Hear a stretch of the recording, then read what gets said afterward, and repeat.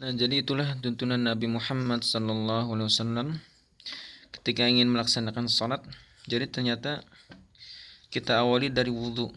Kita perbaiki wudhu kita. Apakah sudah benar wudhu kita? Ya.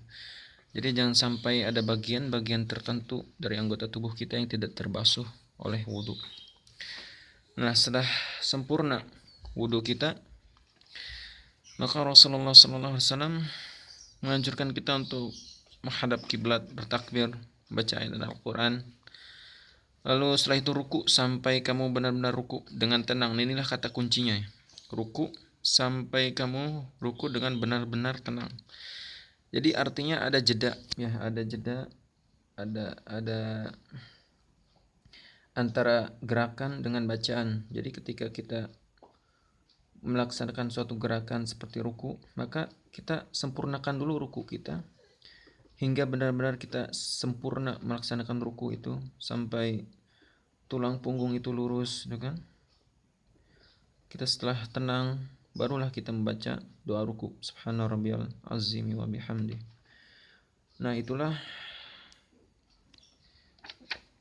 tuntunan dari Rasulullah SAW. Lalu setelah itu berdiri dari ruku sampai kamu benar-benar berdiri tegak, ya.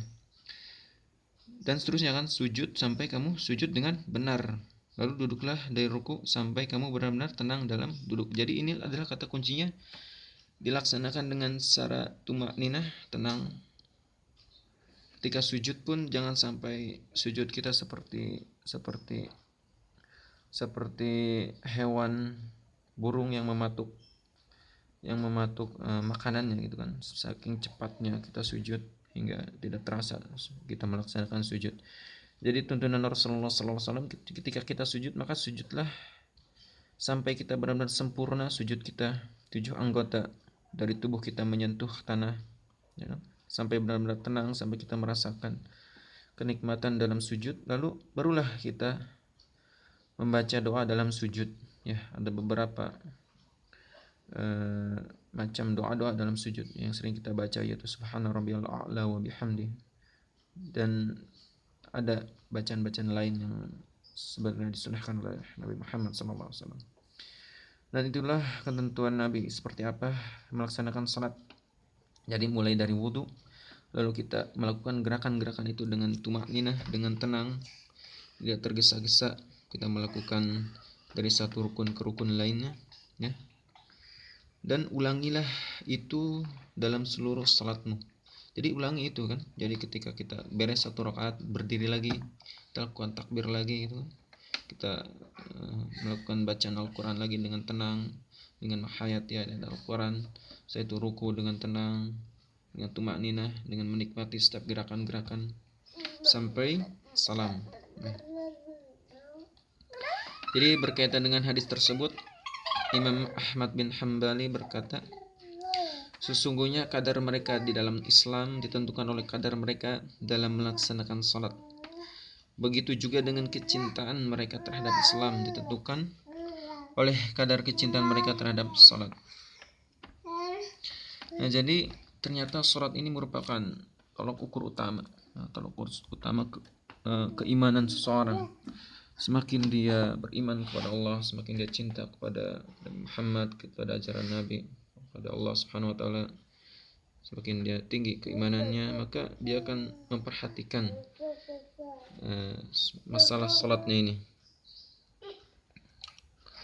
Oleh karena itu, kenalilah dirimu sendiri wahai hamba Allah, dan jangan sampai kamu bertemu dengan Allah tanpa memiliki kadar sedikit pun di dalam Islam. Karena sesungguhnya kadar keislaman di hatimu sesuai dengan kadar salat di dalam hatimu. Nah, jadi artinya salat kita menentukan kadar keislaman kita, kadar keimanan kita di hadapan Allah Subhanahu wa taala. Maka dari itu buku ini hadir, ya, dengan harapan kita bertambah kekhusyuan kita kepada Allah dalam tunaikan kita salat, tidak hanya sekedar melaksanakan salat hanya sekedar gerakan-gerakan kosong, bacaan-bacaan kosong yang tidak mengandung makna.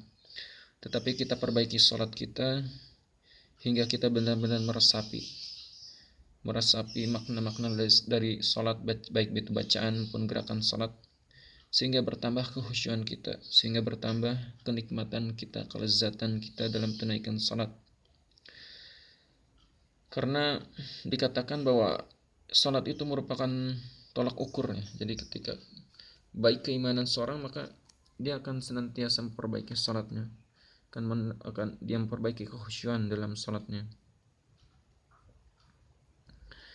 Nabi SAW juga pernah bersabda, dan penyejuk mataku dijadikan di dalam salat. Jadi Rasulullah SAW menjadikan salat itu menjadi penyejuk mata, penyejuk matanya. Jadi jika beliau